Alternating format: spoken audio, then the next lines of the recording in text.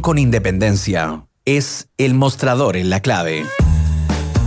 8:14 y sigues este lunes 17 de mayo en el mostrador en la clave. Las expectativas de Chile Vamos en la elección de los constituyentes estaban puestas en lograr al menos un tercio de los puestos. Sin embargo, el sector sufrió una derrota estrepitosa. Lograron poco más del 20% según los últimos conteos de anoche. La alcaldesa reelecta por Providencia, Evelyn Matei, admitió que estos fueron pésimos resultados, mientras el abanderado... de Renovación Nacional. Muchas gracias. Mario Desbordes dijo que su coalición debe decidir que si nos vamos a trincherar en el Distrito 23 o vamos a escuchar a la gente que está en el resto de las comunas de Chile.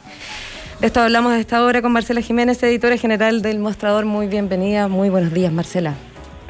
Hola Macarena, hola Federico. Hola Mae, qué intenso trabajo el fin de semana, ¿cierto? Horrible, la campaña electoral va a ser atroz estos días. Bueno, pero hay mucho que interpretar y que dar pistas para poder entender a la opinión pública, ¿no? A la ciudadanía.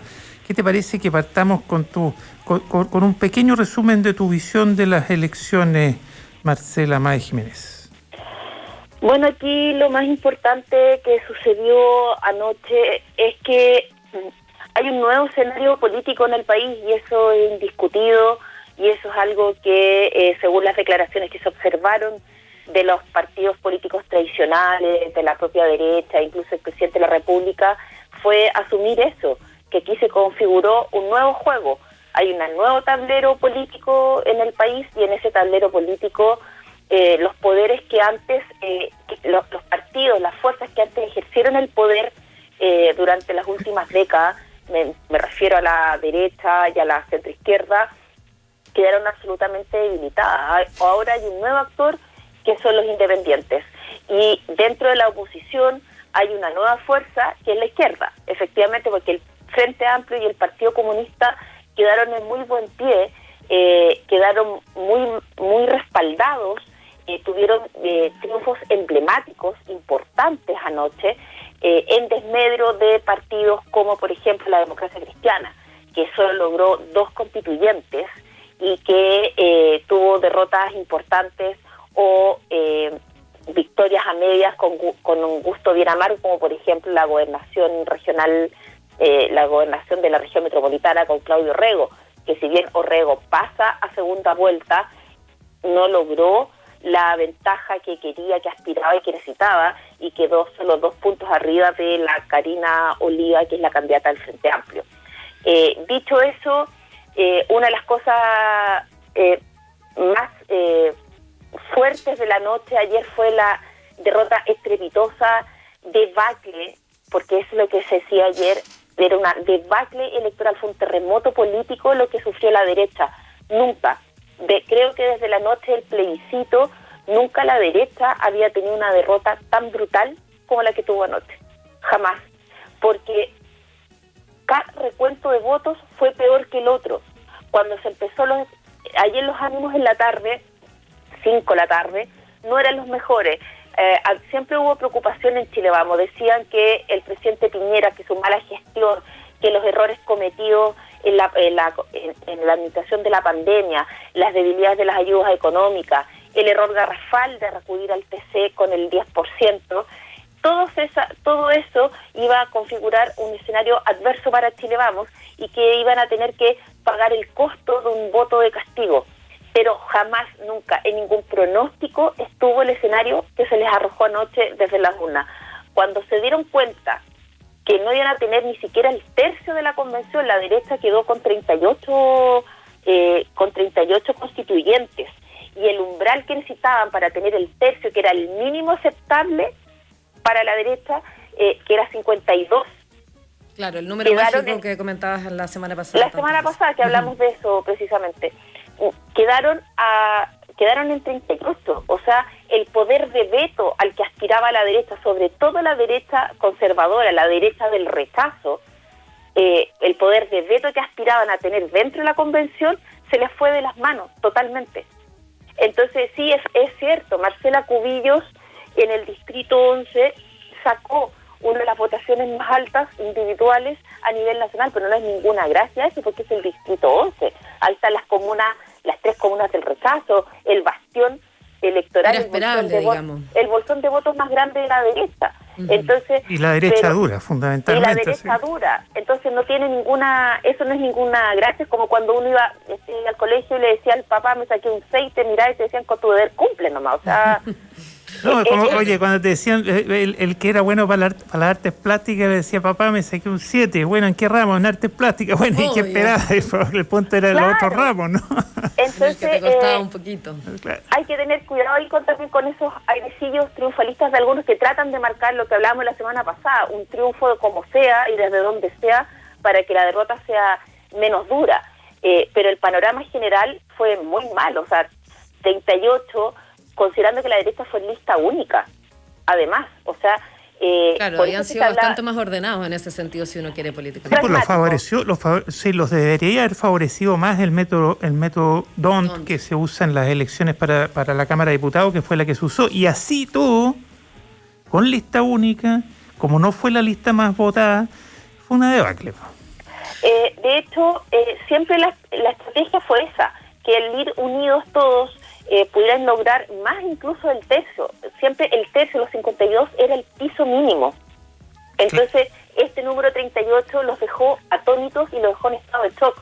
Cuando pasa eso, se empiezan a conocer los resultados de gobernadores regionales, donde, si bien siempre supieron que iba a ser un mal resultado, nunca pensaron que iba a ser tan malo. Porque de las 3 comunas que se ganaron al tiro anoche, regiones, donde los candidatos lograron el 40%, Valparaíso, Aysén y Magallanes, ninguna de esas hay una persona de Chile Vamos, y las otras 13 que van a segunda vuelta el 13 de junio, en una está liderando la derecha, o casi en 2, pero el escenario es muy adverso, lo que quiere decir que el presidente Piñera va a terminar los últimos 9 meses de sus mandatos con las regiones dirigidas en un 95-98% por gente de oposición. Claro, gente de oposición más dura, más blanda, pero gente de oposición. Gente de oposición. Claro, estamos conversando. Gente de oposición porque, ojo, el tema de lo independiente y su irrupción en el escenario político lo van a hablar con Héctor en el siguiente bloque, pero solo mencionar que no es solo gente de oposición, sino que además es gente independiente, como Rodrigo Mundaca, claro, en la quinta región. Eso es de oposición y además independiente. Entonces tiene una doble característica. Estamos hablando con Marcela Jiménez, editora general del Mostrador y analista política, por supuesto. Oye, Marcela, tú coincides conmigo, te voy a interrumpir un poquito para hacer una macrointerpretación y después sigues tú con los elementos que nos estás dando y apuntando. Que con lo que estás mencionando, tú coincides con que se reconfiguró completo el plano político, claro, tú ya lo mencionaste al comienzo, pero de tal forma que ya es muy difícil hablar de izquierda, centro y derecha. Más bien hay que hablar, si uno mira la constituyente, la Convención Constitucional, que es la elección más importante de los últimos 200 años, según nuestra propia interpretación, porque se van por primera vez a confeccionar, a realizar, a negociar, conversar una nueva constitución por constituyentes elegidos por el pueblo de Chile, ¿no? Y en esa elección, lo que ya más bien centro, izquierda y derecha, como que habría que empezar ya no más y conversar de mantención de modelo, reforma de modelo, cambio de modelo, ¿no? Porque la derecha no sacó ni siquiera un tercio, como bien explicas tú, no va a ser capaz de vetar. La gente más partidaria del cambio total tampoco tiene mayoría suficiente para imponer. Y lo que es el centro político, que son partidarios de modificar, de mejorar en las instituciones, hacer cambios al modelo, pero no totales, tampoco tienen fuerza para imponer. Es decir, hay un rebaraje que va a necesitar negociación, ¿o no? Sí, va a necesitar negociación, pero viendo bien las cifras, hay que tener en cuenta lo siguiente. O sea, las dos grandes listas de la oposición, tanto de izquierda como de centro-izquierda, me refiero a la Apruebo Dignidad, que era el Frente Amplio y el PC, y la lista del Apruebo, que era la Unidad Constituyente, la ex Concertación, la ex Nueva Mayoría, ellos en conjunto suman 65. más los 48 escaños que suman los independientes. Y eso hay que sacarle una radiografía, que todavía es muy pronto, pero hay que hacer una radiografía de quién es quién. Pero en esos 48 independientes está la lista del pueblo, que es donde vienen, que sacaron 22 de los 55 candidatos que presentaron a nivel nacional, sacaron 22. No son gente de derecha, son gente que vienen de los movimientos sociales, gente que salieron que se organizaron a la luz de lo que fue el estallido social y las manifestaciones de octubre del 2019 en adelante. No, hay gente que probablemente sea por el cambio total del modelo, por supuesto, pero digo que a ellos tampoco les alcanza para imponer un cambio total de modelo. Pero en una convención nadie iba a poder imponer nada. Pero Marcela, ahí nos ayudas, como yo creo que a quienes nos escuchan, a recordar cómo es esto, porque hay que ponerse de acuerdo cuando hablábamos y nos alcanza o no nos alcanza, y eso tiene que ver con los tercios. ¿Nos podrías explicar ese escenario, cómo se configura, para que la gente vuelva a entender por qué hablamos de este 52 como número mágico?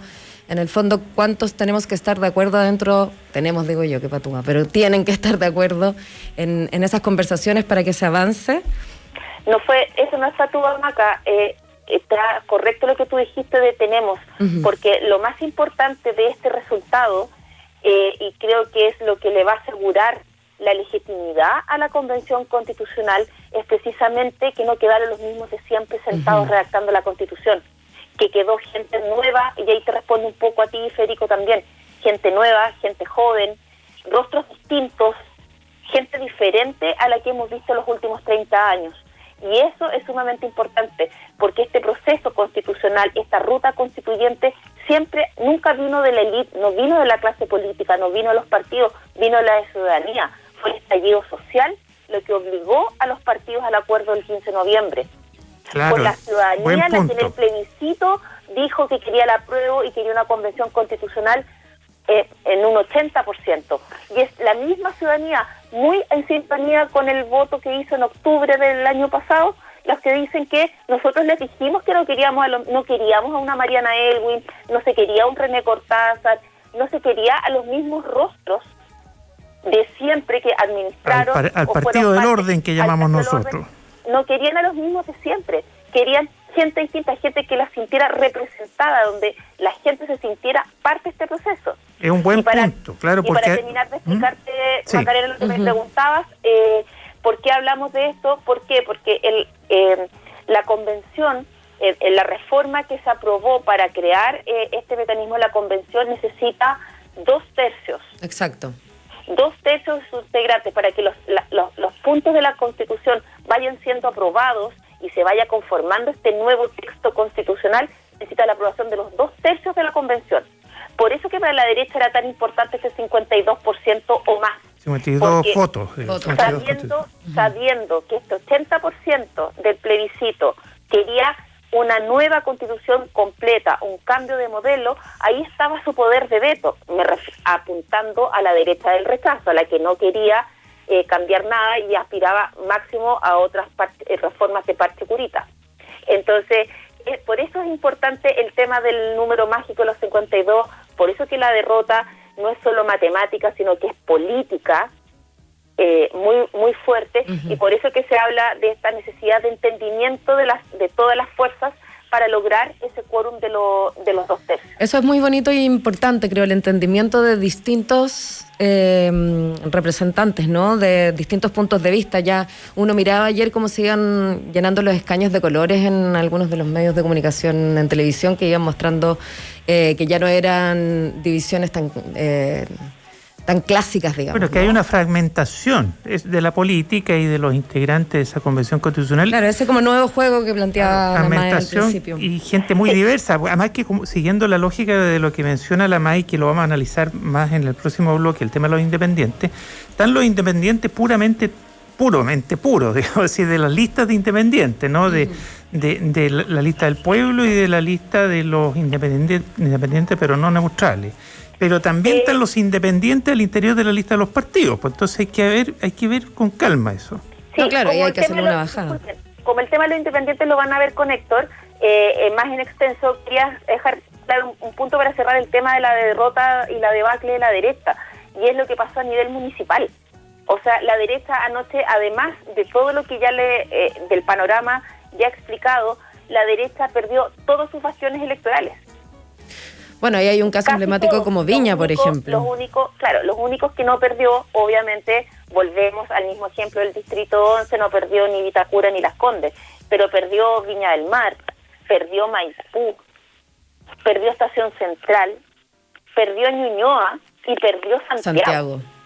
La disputa fue durante varias horas, voto a voto, con la candidata comunista, y finalmente, pasada la 1 de la mañana, ella ya tomó una distancia de 3.000 votos del alcalde Alessandri y se quedó por primera vez el municipio de Santiago a estar en manos del Partido Comunista. Entonces, en la derecha, eso fue terrible, fue la guinda de la torta para una noche negra, porque no solo perdió, porque si hubiera sido en manos de la democracia cristiana, yo creo que les duele menos a que haya sido en manos del Partido Comunista, y en Ñuñoa la perdieron en manos del Frente Amplio.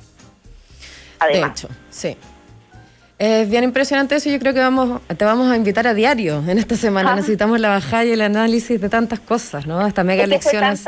Macarena, es tanta la información, tantas las aristas, tanto los efectos y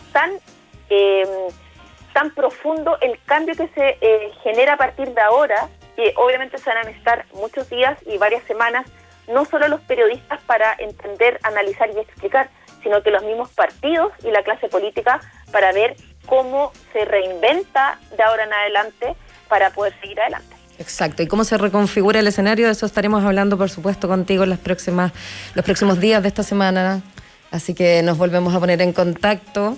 Nos separamos ahora porque ya son las 8:31 y en minutos nos ponemos en contacto con Héctor Cosio. Muchas gracias por todo, Marcela. Chao, que estés bien. Muy buen día, Marcela Jiménez.